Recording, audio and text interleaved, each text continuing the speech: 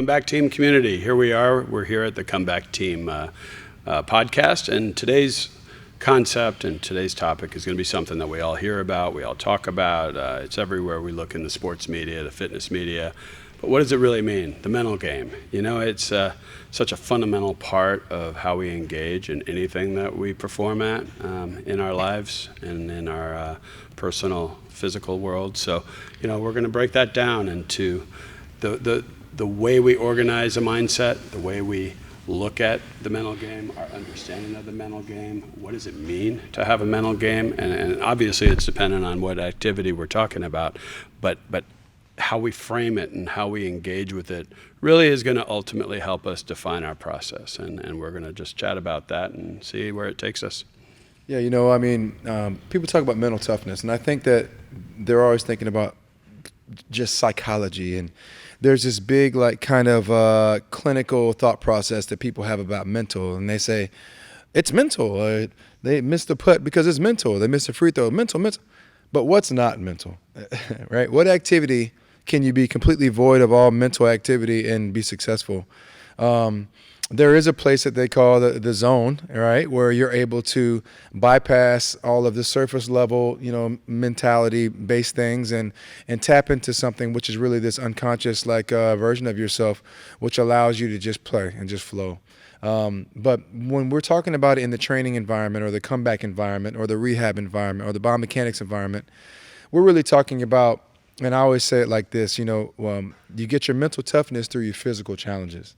So think about it. Anytime you've been challenged physically, you come out the other side of that having achieved a level of success, whether you moved the weight as far as you wanted to or not, or whether you ran the entire marathon or not. Once you start challenging yourself physically, that's when that mental toughness really starts to improve and it really starts to increase. You know, my goal with my athletes of every level, not just the professional athletes, but the kid that just wants to make the 7th grade lacrosse team or what have you, is to challenge them physically, because you go one of two ways. You either step up to the challenge or you bow down away from the challenge. And what I found in my experience is that when people start to step up to the challenge, the physical challenge that's in front of them, their mental toughness really starts to improve and increase. And you see that at the highest level when you think that these guys only do it in the Super Bowl or in the World Series. You know, they've been at that place many times before. That's not their first time going at it. But then for the young athlete or the young competitor, I say we don't want to just make the team. We want to make the team better. All right? We don't want to just make the team. We want to make the team better. And if you can use that mental toughness that you have, that mental edge, you know, it gets you over the top in some situations where you may not be as physically talented, right? You may not be as tall, or you may not be as fast. But when you have that mental toughness that you've, you know, honed over a number of sessions or a number of years, you really start to give yourself that advantage. I know that I've seen Chuck train with athletes and people, just everyday folks, on this very thing for so many years. Even before I knew him personally, I saw a lot of his work dealing with these types of athletes. What have you really found to be the most triggering factor as it relates to people tapping into their mental game?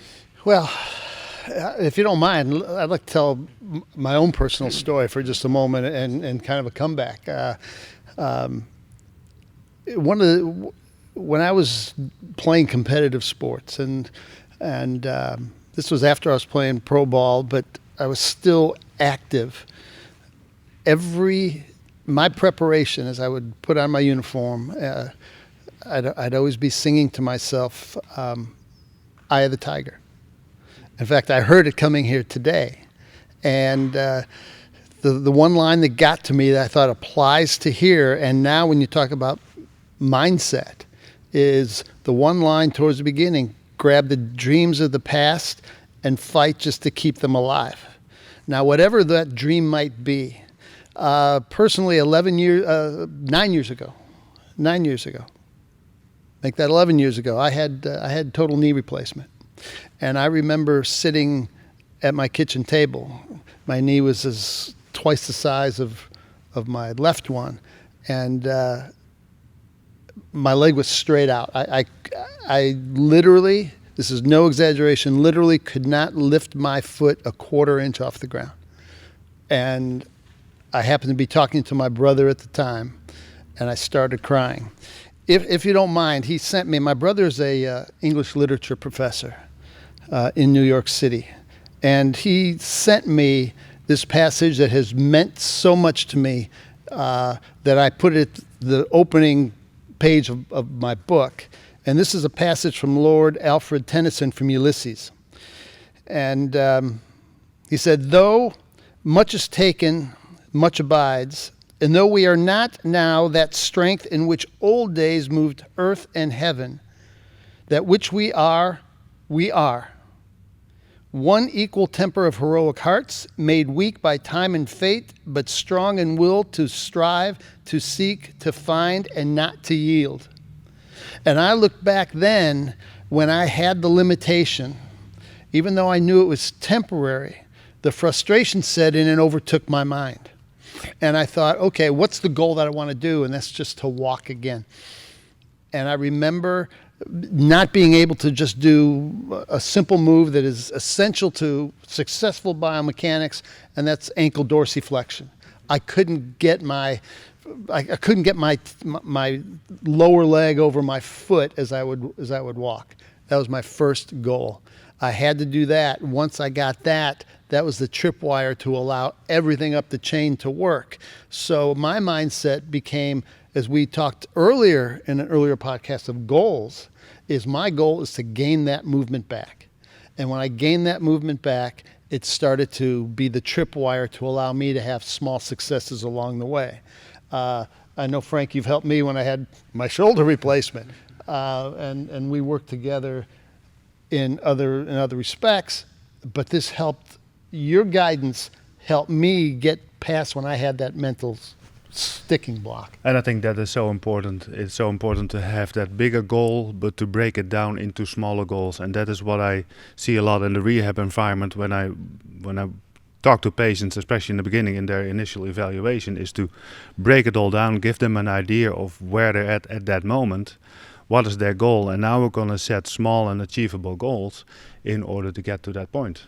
And I think to you, Robert, you had some injuries in the past, and you've been able to set that big goal and bring yourself to achieve that. Yeah, it's always structure, and the quality of your structure dictates, your success rate at achieving your big goals. But setting a goal is key, and then asking yourself enough personal questions, enough revealing questions, places you don't necessarily want to go. You don't really want to ask yourself, am I really who I think I am? Am I really as strong or as prepared as I want to be? Have I been cheating myself for fear of letting down my family or expectations of the people I work with or the people I'm surrounded by? I've got this image to present of how potent and how powerful and how conquering I am. And, every person feels a version of that. And, the most critical aspect is when you're vulnerable, make yourself a little bit more vulnerable and ask yourself some really, really important reflective questions about where you are in your journey. And the answer to those questions usually sets the light. And to your point, for me it was my neck, and that was the big one. The spinal cord injury, cervical spine reconstruction. What was I going to do? Well, I'm going to climb Kilimanjaro for cancer. Good goal. My dad had just died with prostate cancer. My sister's a sarcoma survivor. And fortunately, I'm blessed. I have friends in the leadership of Livestrong, and what better way to document it? But I tell you, it took a lot of early questions to get myself mentally and ultimately emotionally at the right place to be able to hit the physical goals. Admittedly, the physical goals were easy once I had the emotional and the mental goals. And so that's that first look in the mirror where you really look at yourself. Absolutely. And we've all been through that, and we all see people through that. But nobody really knows that, and nobody talks about that. But that vulnerability is so key. Well, if I can just add to this story, though, what was always fun is 5 days after your surgery, a golf outing for the foundation. We had a scramble, there was a scramble, and Robert comes up, just takes a club and hits it down the middle about 225 yards. 5 days after he had cervical spine reconstruction. Yeah. Well, always thanks fun. to the comeback team, I had a was good support fun. system and some emotional strength at the time. Yes, so. he did. Yeah. So, in that same vein of thought, I think that, when we're talking about, some people think they're just going through, the worst of situations. But every time you think you're going through this terrible situation, there's always somebody that's going through something worse, than you. And I think part of my frame of reference when I start talking about it is, and linking in with the Kilimanjaro story is, I'm actually still committed to climbing Kilimanjaro one day soon too.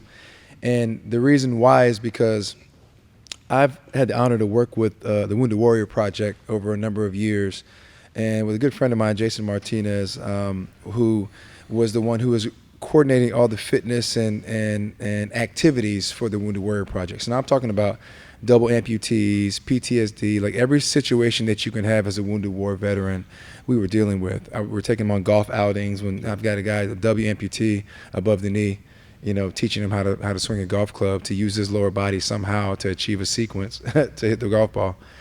And through all that process, you start looking around, you start realizing when you want to really know what mental toughness is all about and what mental fortitude is all about, listen to the story of, my guy Zach, who got blown up in a Humvee, and all he remembers is a flash of light, and then waking up and standing to his feet to run to get help, but one of his legs wasn't there.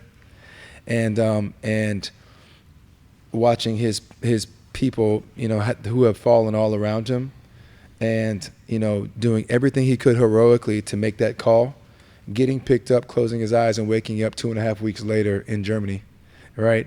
And he says, you know what? I never can use this thing again. Cut it off and let's get to work. And once he got back to his feet, one of the biggest things that they wanted to do was climb Kilimanjaro. I said, this little 20,000, I would talk to him, this little 20,000 foot, anthill, that's no problem for us. So what happened was Zach gets onto this training program. I mean, they're relentless guys, right? He got a new prosthetic for his leg that was gone, right? To climb Kilimanjaro, got halfway up and find out it wasn't the best fit, and ended up where he had to turn around and go back because, his leg was in such bad shape from that new prosthetic. And when he told this story, and I really got the chance to get inside of his mindset, I told him, I'll climb that mountain next time with you. I know you only made it halfway up this time, but I'll climb it with you. My point of the story is, A, there's people always going through more than you think, mental toughness-wise. But B, when one person shares their mental toughness, or when you experience someone else's mental toughness, it makes you just a little bit tougher. And I think that's the value of our team, is being able to share those experiences, not just have them and keep them to ourselves. And a guy like Zach, I've lost touch with him over the last couple of years, but just having this conversation makes me want to re-engage. I'm sitting next to somebody who actually accomplished it. And, it inspires you to want to do more too. Then I realized my own comeback story it pales in comparison to what some other people have gone through. So if we can even use this as a spirit of enthusiasm to have you accomplish your goals, no matter how big or small, and give you that little bit more mental toughness to achieve them, then we're doing our job here with the comeback team. And there's no question that's what we hope to achieve through the extended community of the comeback team is, their ability to influence one another, and we're just going to be the guides, and we're going to influence stories, and we're going to influence mindsets, and we're going to influence goals. But at the end of the day, it's going to be an incredible participation in what you talked about one of the few podcasts ago, the accountability.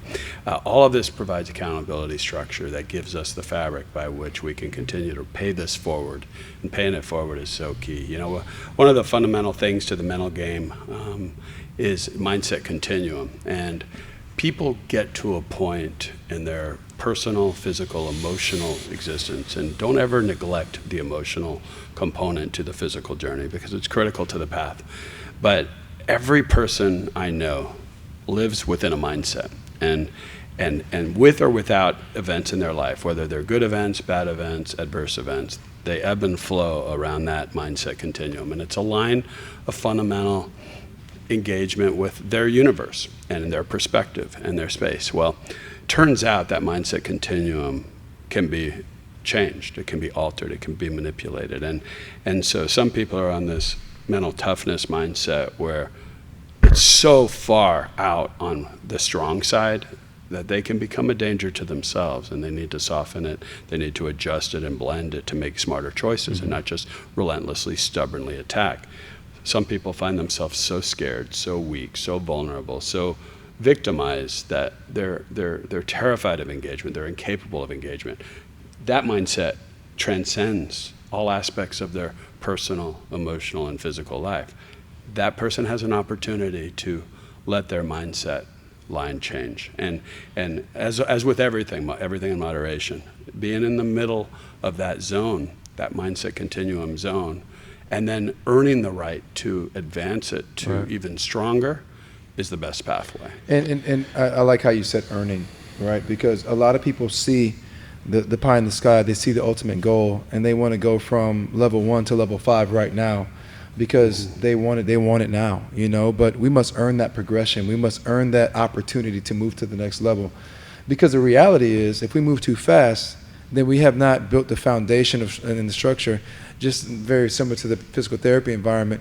If we haven't built the structure to stand on and we haven't built the foundation, then, you know, us trying to be dynamic on top of dysfunction is really going to put us in a very bad place. And I've seen so many people fall back and become injured, either of the same or of a different injury, and now they're back to rehab, and they're working with Frank again, and Frank's going to get them back to where they need to be. Well, and to your point, it's you don't want to go from level 1 to level 5. You have to understand that you have to go from level 1 to level 1A to level 1B, and understand that you make small achievements and small wins in order to get you to that level, and that can help you pull yourself out of that spectrum where you're too much into non-engagement and find yourself on the sideline, and doing those small steps will help you to get into you that. want to just honor the process. And I know in my personal career, you know, I do evaluations very much like Chuck does, just physical evaluations with